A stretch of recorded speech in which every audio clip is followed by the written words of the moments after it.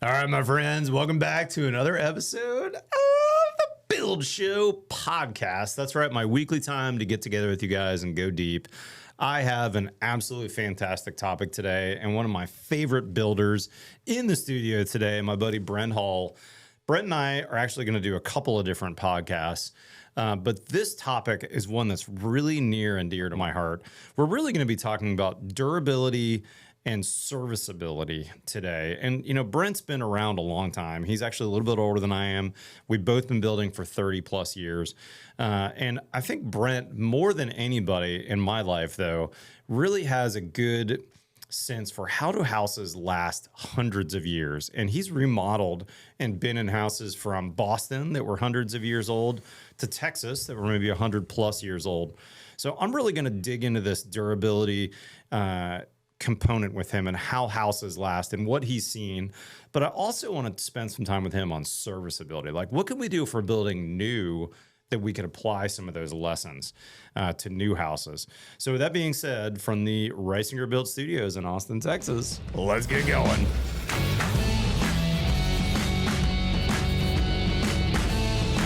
All right, guys, before we jump into Brent on today's topic of durability and serviceability, I want to talk about today's podcast sponsor, which is Arclin. They have a product called FirePoint, which is brand new to the industry this year. And this is a CDX plywood. Brent loves plywood, I suspect. Real plywood, not OSB, not man-made, not particle board, real CDX that has an intumescent coating. It's a patented product on the outside of the CDX, which allows you to use this in a 1 hour rated fire assembly. So for instance, if you're building in a WUI area, if you have soffits that need to be fire rated, if you have a wall between a house and a garage that needs to be fire rated, you could basically eliminate the gypsum in that assembly and instead use this CDX plywood. And what happens is this coating on the outside, as it sees fire, as it sees heat, it expands out and basically shields the plywood from igniting. And I did a backyard test. I don't know if you saw the videos, but I did a really fun video where I actually put a 2,500 degree propane torch on this plywood for almost an hour. And you'd be shocked that that coating on the outside of the CDX absolutely protected the plywood from igniting. And in fact, their test labs show that it actually goes like 90 minutes. So even though it's rated for an hour, you actually get more protection than what code requires. Very interesting product. You can learn more. It's ARCLIN is the company name, and FirePoint, all one word, is the product. They're a Build Show sponsor on a lot of things this year. They've really gone in big time with us, and I know the engineers there really well, and I've seen the testing. It's a really interesting product. So if you have the need for fire ratings and want to eliminate the hassle that comes along with gypsum and instead use a product your framers can install, this is really cool stuff. Brent Hull, thank you for making the trip into the studio today, my friend. Yeah, love seeing you. Thanks, Matt. Appreciate you having me. So this topic is a Brent Hull specific topic. I mean, I think of you as the guy that knows the 100, 200. Are there 300-year-old houses you've worked on? Is that a thing in Boston? Well, I can't say we've worked on them. We worked adjacent to them, right? Okay. And so, but you know, no restoration projects that we were working on. It was 250, I think, was the oldest one we worked on. It's pretty old. Pretty old. That's pretty old. So here's why I think this topic's important for us, Brent. Right before we started the podcast, it was funny. We talked about affordability too. All these have the ability at the end: durability, serviceability, affordability. Let's talk about affordability real quick first, and then we're going to talk about durability and serviceability.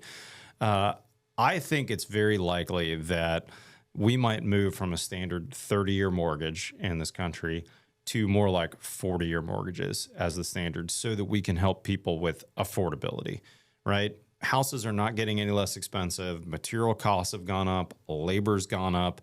And to build a good house, there's a certain standard that we need to meet, which is not a light standard, right? We want houses to last.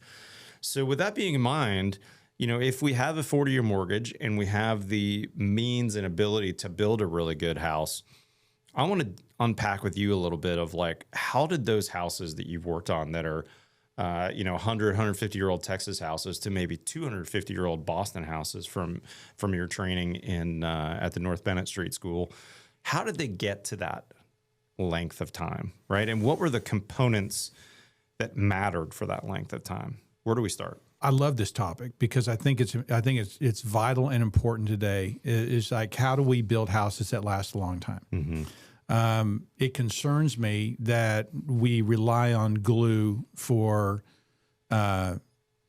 just about every product, whether it's MDF with the glue holding the dust together, whether it's the chipboard holding the chips together, whether it's the tape holding the, zipping up the walls and things like that.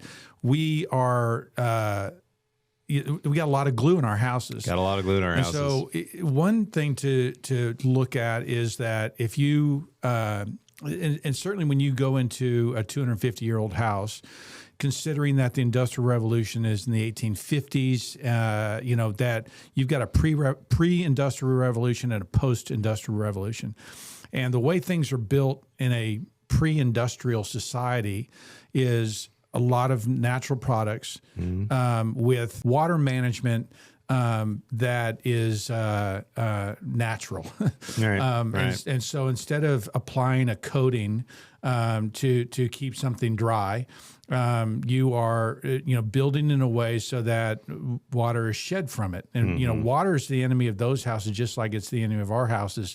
And so like, in other words, we didn't build an 1850s house that had a flat roof and a membrane to deal with water. We had a 2 or 3 or greater overhangs with the idea that there's an umbrella over the house, and the materials that were on the roof. The material of that umbrella, was something that was slate, or something that was a natural product. I mean, it was wood, or Ludovici tile, clay that's tile. 1880s, and so. But you look at the lead roofs of Charleston and South Carolina and things like that.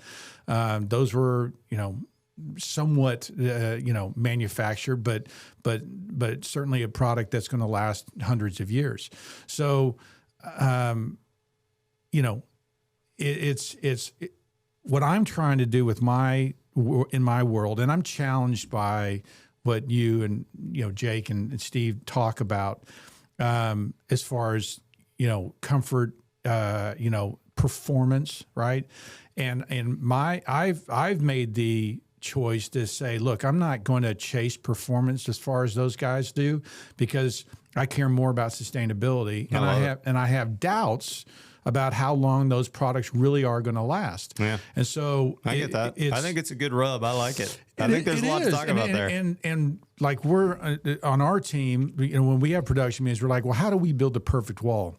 Do we trust zip tape? Mm-hmm. And do we trust, zip? Do we trust that stuff? And so, like you said, when we were talking about plywood, we actually like the polywall, right, with plywood, because I've got more real wood there, as opposed to, and I don't think going back to an older way of like sheathing boards 1x10s with a shiplap is there's going too far, right?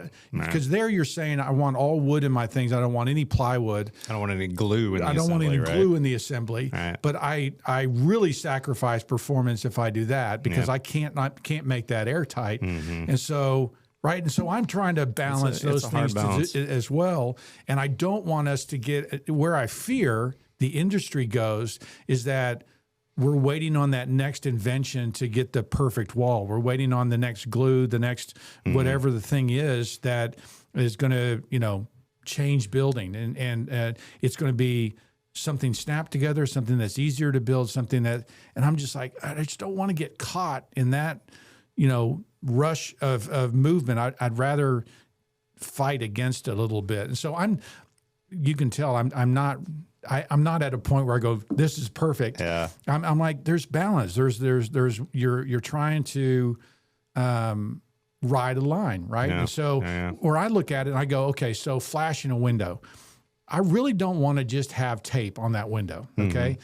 Mm-hmm. What we've decided is that we're going to actually have a metal flashing over top that will be a head flash, like a head flashing. Yep. And where do I get that? Well, I look at 200 and 300-year-old houses, and what did they have? They had flashing at the top.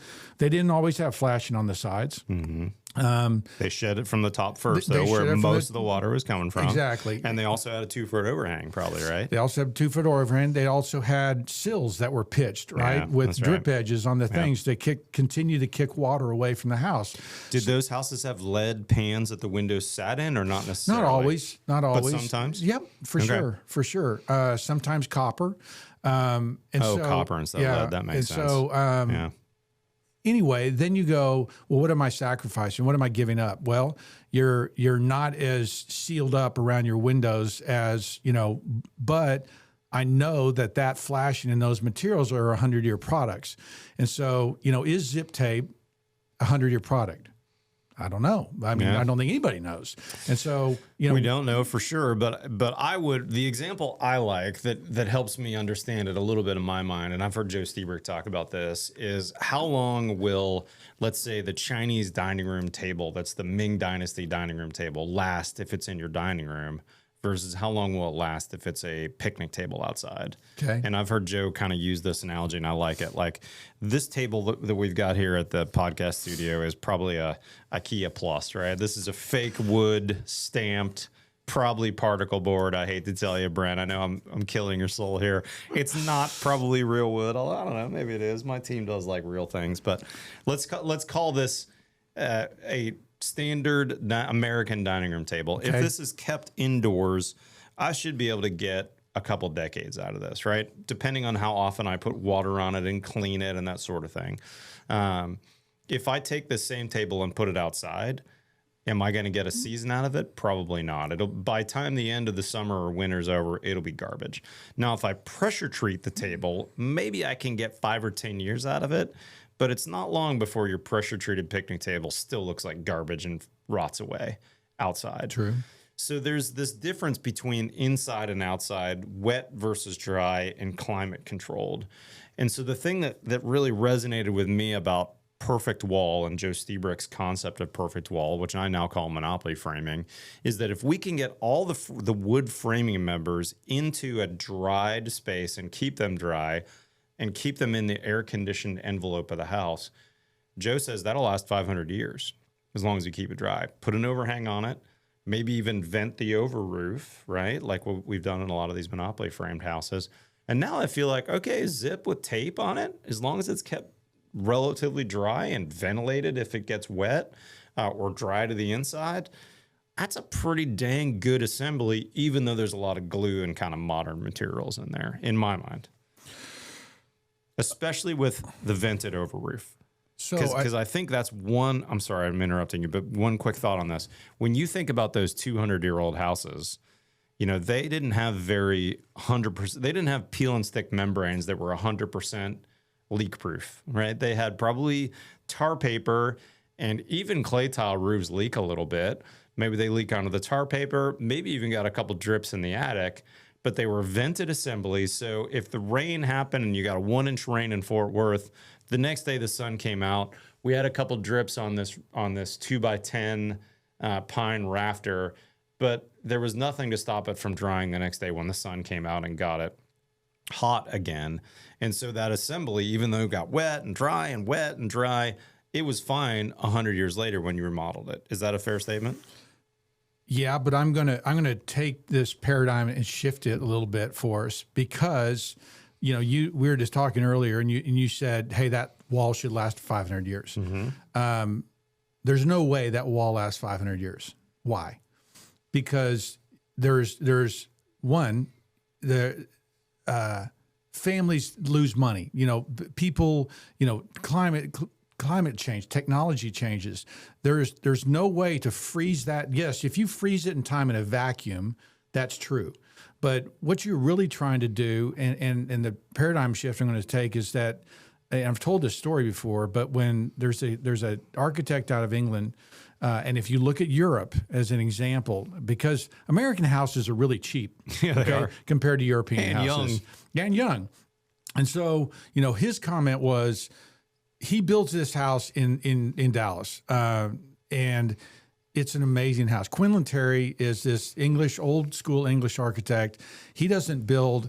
he doesn't want to have anything to do with the kitchens or the bathrooms because they're modern spaces. That's funny. I love it. So the frame and everything else, but he's got double hung single pane windows in this house. Okay. He's got when was this built? This is built 20 years ago. Oh, not very long ago. Not very long ago. He's got a 30-inch wall with two 15-inch stone things with an air gap in between. Did you build it? No, he didn't. This was right when I was new to Fort Worth. Yeah, new to Fort Worth. I guess you grew up in Fort Worth. I can't remember. No, I grew up in Dallas. Oh, that's right. So, but I was in Boston when this house was being built. Yeah, maybe had just gotten back. 90s, but contractor built in the 90s. Contractor S that we'll talk about later was the contractor for this house. A good contractor. A good contractor, right? Yeah. And so one of the stories that's told is that the contractor shows up, the architect shows up the job, and they had been laying the stone up with a 3/8 mortar gap, and he gets there and goes, "What are you doing?" And they're like, "What do you mean? What are we doing?" And he's like, "That mortar gap's way too big." And they're like, "What do you mean?" He goes, "That should be 1/8 of an inch." Really? And so they're like, 1/8 of an inch? What are you talking about? You can't mortar 1/8 of an inch. And so they literally had to disassemble it, take the stones back, tighten up their tolerances so they can get to an 1/8 mortar gap. Wow. And they're like, "Well, why do you have to have an 1/8 mortar gap?" He goes, "Well, this house is built to last 450 years without major maintenance.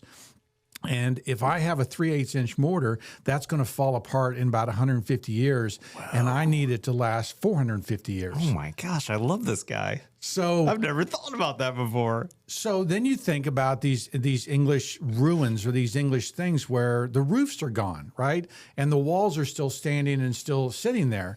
And so, the problem with his example is just realize in a historical perspective of the last 500 or 600 years, including Europe and maybe just our English and French ancestry, we build a very cheap product. Okay, something that's meant to be put together very fast and cheaply. Now, that is an American tradition, and so there's culturally we are wired to build efficient and fast and quick. And I was over in Ireland golfing and looking at some architecture, and I was amazed that I was driving by these houses that were newer houses, and they had stone walls around them. I was like, okay, that's probably a 1,500 square foot, 1,000 square foot house, one story, very small, yet they had spent the money to build this stone wall. Stone wall around it. And I was like, why in the world did they do that? You drive everywhere, and they've got these stone walls that you drive into the motor courts and everything else. It's just part of a building tradition there. And so they practice and have expectations for their buildings that we don't necessarily have. And so going back to your question and just kind of, why I say, yeah, that's not a great example is because I think it's impossible to keep that wall dry with the products that we're using, and a 2-foot overhang helps, but the products that we're putting on the outside and the products that we're relying on to last for that long, I think that's building with a lot of risk. I think that you are, it's risky. Yeah. It's risky. Yeah. So then you go, okay, well, where's the balance then for us as builders? Like we say the minimum our houses should last 100 years. And I'm beginning to sit there going, maybe it should be longer than maybe our standard should be 200 years. But then you get into, and you go back to our 100-year window, why I don't use insulated glass is because it's a 15, 20-year product. And so I can't build something that's going to last 100 years with products that aren't going to last that long. So it changes the conversation. And this is why I think we're doing this conversation, is because, again, I am less concerned about performance because performance is a very short-term window, whereas sustainability and, the best things that we can do for our neighborhoods and our cities and our clients is build houses that last 200 years. For sure. And so not houses that score an ACH, 1 versus an ACH 3. Yeah, and so that shouldn't be your first metric. That shouldn't be your first metric. Right. It's okay if that's a part of your metric. Right. But you shouldn't sacrifice durability to get a number, which is what I think you and I are aligned on, and I think that Jake and Steve would say that's true too. Like we really care about durability and longevity more than we care about an energy bill, for instance. And I think we've met in the middle a little bit on those. I love it, and I love that. And there's certainly been some sandpaper rub between those and how you get there. It's challenged because you say something, I'm like, that's actually a good point. I wonder how I can incorporate that, do that. But there's a certain amount of what you talk about on a daily and weekly basis that really resonates with me. And there's a whole other podcast probably to have about craftsmanship here. But I want to switch gears just for a minute on this podcast, or the next 10 minutes, let's say, to talk about serviceability and remodelability. And I'm curious where your thoughts are on this. And I want to tee this up as an example. One of my favorite videos of yours is from a couple years ago, where you took a hollow core door and tore it apart, and you had a fabulous rant on how this door was a picture of a door and not a real door. And it was like, MDF with like a stamped, I forget what skin on it. And it literally had cardboard in the middle of the door. Yeah. And I would say most of our audience is not doing hollow core doors. Correct. But at the time, my house, or my current house, has MDF router carved doors in them, which are not a true door, right? Sure. They're in some respects, they're just a more solid picture of a door. Right. They're all MDF. They're painted, and they've lasted pretty well. But every time I walk by them, I know in my mind, I know that's a fake door. Would my wife know that? Probably not. Right. But I know that's a fake door. So I'm curious, with that as the background, how do you think about serviceability and remodelability? Well, and I think that is the second part of why I'm skeptical about all the glues that we're putting into our buildings is that these composite materials that we're making, whether it's MDF or Hardy or these, building these products from a number of different ash or whatever you're doing, they are technology limited in that there's going to be a new technology that's going to come along and make that obsolete because now we've got a better product. And so I think the example I would use is the window industry, and the fact that we've put Marvin windows in my early career. Marvin was the standard and the gold standard. We were just going to do Marvin, and they came out. I remember with this sealant on the outside of their windows that you would never have to paint the exterior of the windows again. I think it was a 5-year deal that they realized that wasn't going to happen, and they changed that thing. So now we've put these windows in this house, took out all the original windows, put these new windows in this house that 10 years later needed replacement. Oof. And so not all of them needed replacement, just a few. Well, how do you replace those? They don't make that product anymore. And so then you're going... And they also have brick up to them probably, or they have other hardships. So now you're like, well, okay, now what do we do? So I think there's a lot of products that you talk about repair and everything else that we are reliant on the new best technology that I wonder whether those things are going to be there long term. And so it's like asbestos shingles were a hot thing in the 1930s.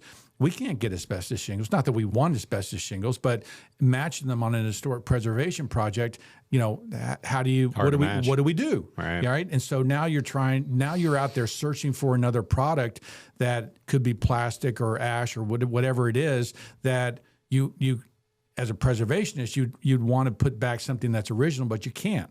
So this all goes back to how do we approach building? We want as much natural materials as possible. Now, that's becoming harder to do because 100 years ago we had old growth timbers, and those things are, incredible. 10 times better than new wood, right? The growth rings are tighter. There's more heartwood.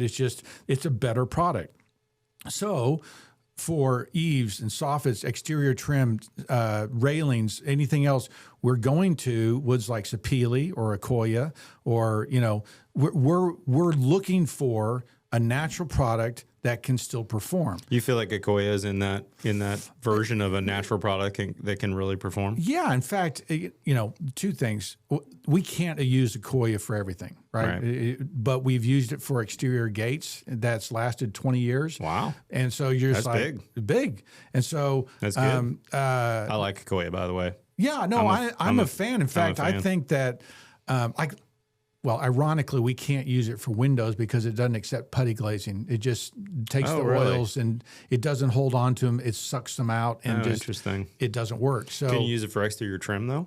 Like brick molding around a window 100%. Or fascia or soffit and or things like that. Like another one that's of that same thing. Mm-hmm. And what they're basically doing, as you know, is they're taking radiata pine and they are cooking it and pickling it and to make it last longer, make it more stable. Yep. I don't have a problem with that. You're still using a real wood product, and I think thermowood has a great opportunity where we're cooking the wood, taking out the sugars, taking out those other things so that they last longer. So, by the way, you can get those from our friends at Delta Millworks. Yeah, our friends of the Build Show. We had our big Build Show live party at their shop last year. Yeah. Some good craftsmen there. So I'll tell you another thing that looking to the past helps us with is like, and you talk about repairability and sustainability. We are actually moving away from standard paints and we're going almost exclusively to linseed oil paints. Really? And so we are. Fascinating. That is a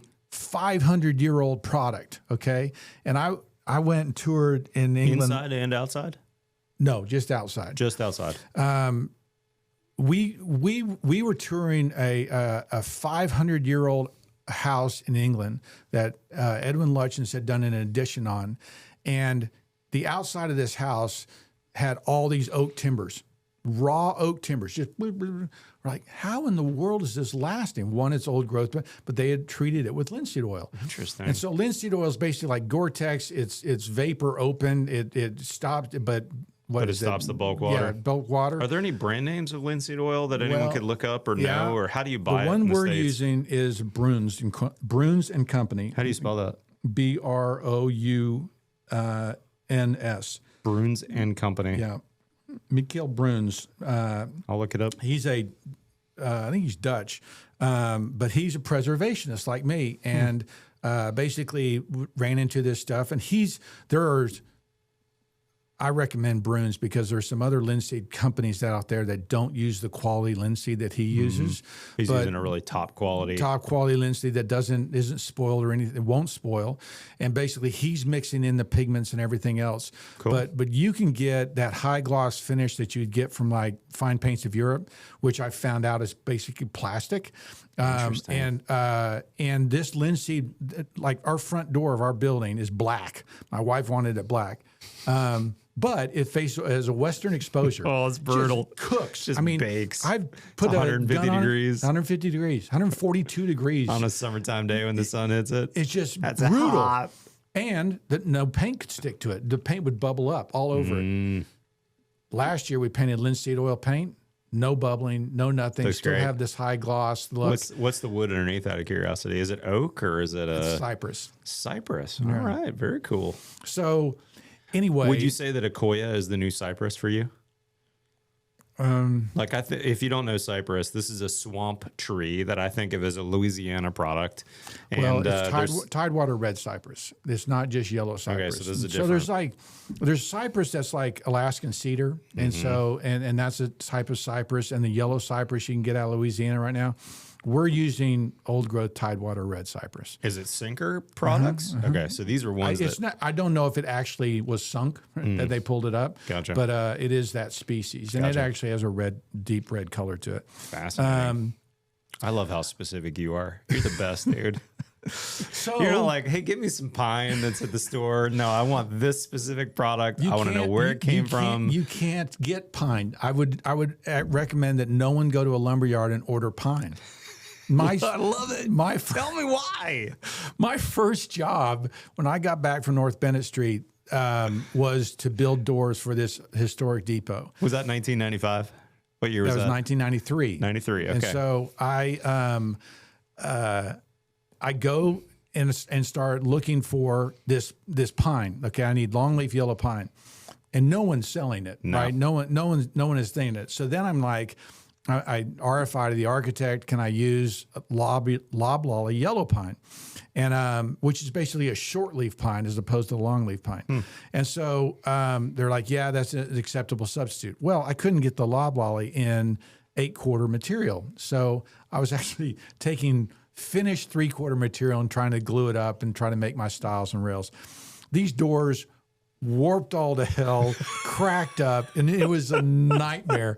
I had to go replace them like 3 years later. We learn more from our mistakes than our successes, don't we? So, and we've had a lot of failures over the years. So I began looking at like wood. Like I was like, I got to find the right wood. So Forest Products Labs does, testing on heartwood and decay resistance of heartwoods and things like that.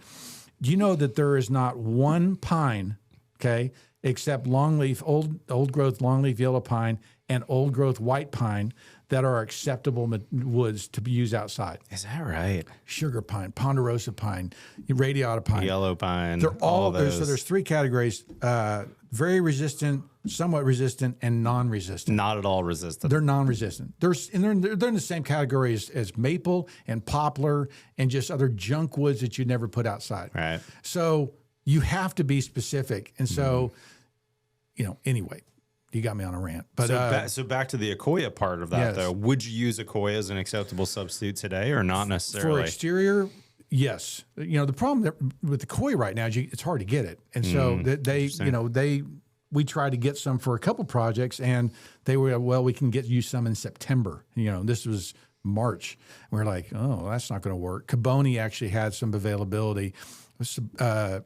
Akoya is apparently doing a plant in Tennessee. They're going to have a U.S. plant. Oh, fabulous. And so, but, now just looking globally, the problem with Akoya is that they grow it in Chile and New Zealand. They ship it to Europe somewhere. They pickle it, send it. I mean, the carbon footprint of that material There's a lot of boating going on. It's pretty lousy.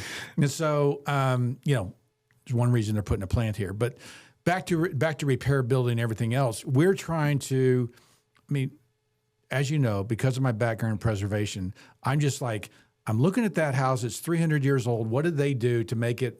Oh, they pitched the sill. Oh, they've got these things that weep water away. They've got deep overhangs. And so you look at those things and you go, that's what I want to copy.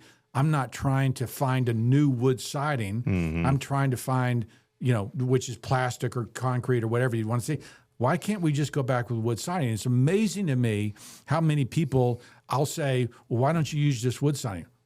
Well, you can't use that. No one uses wood siding anymore. It's just like, what a fascinating thing that the industry has done to wood siding. They're just like, well, you can't do that. Actually, we do a lot. If you put an air gap behind it, if you, back give it an overhang, and it will last forever. Yeah. So, anyway. Actually, Wade Paquin, who you visited recently, hasn't done a house without wood siding probably in a decade. 100%. All wood on the outside, minus some trim, which he does in PVC, which probably breaks your heart, but it still looks good. No, it looks great. He builds a great. The craftsmanship and the materials that he's using and things like that, they're fantastic. Yeah, for sure. Brent, we should probably call it quits on this podcast because I have 2 more topics I want to get with you. We're going to do a series of 3 total podcasts with Brent Hull. But if you're listening to this podcast, you probably already know Brent Hull's been with us since the beginning. He's the OG Build Show Network guy with me, and Wade Paquin and Jake and Steve. Am I missing somebody? No, that's it. The 5 of us started in 2019 when we launched the website. So Brent's got 5 years of videos out there about craftsmanship, about durability, about how to build a great house, about his 100-year window product that, by the way, you can buy for your houses wherever you work in the U.S. But he is an incredible wealth of knowledge. He's also my parents' favorite person to watch on the network because they talk about his videos when I call them, which is funny, isn't it?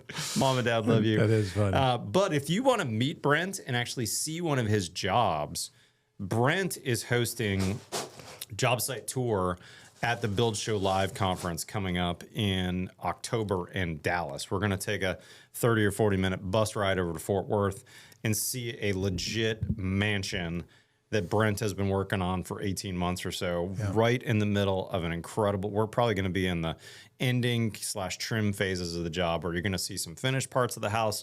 You're going to get to see behind the scenes. You're going to get to meet Brent. He's going to be teaching that morning. So you got to get the VIP pass. They're limited to 300. They are a little bit more expensive. They're $1,500. But it's absolutely worth it. We'll also have another house on that tour with another Dallas builder friend of mine who's doing a Monopoly framed house. It'll be kind of similar to last year's job site tour. So you're going to get to see behind the scenes on a new construction and a very old construction that's getting incredibly remodeled by Brent and his team at Hull Homes, Hull Millwork. BuildShowLive.com is the website for that. But go check out Brent's videos. And of course, you can follow him on Instagram. He's got actually two or three Instagram feeds. You've got Hull Homes, Hull Millwork, right? And then you've got the 100-year window feed too, by the way. That's true. Yeah. HULL Homes. If you just type that on Instagram, you'll get to his feed. You should be following him. He's publishing stuff all the time. He's an incredible teacher and an incredible craftsman. And I'm really thankful to have you on the network for the last honored to be here 5.5 years. So guys, with that being said, if you're not currently a subscriber, hit that subscribe button below. Do me a favor too, and give us a 5-star rating if this podcast has been helpful for you. That helps new people find us here on the Build Show podcast. And if you want to see Brent and I's shiny faces, you can go watch us on thebuildshow.com where we publish this as well as several other podcasts. With that being said, follow us on Facebook or Instagram. Otherwise, we'll see you next time on the Build Show podcast.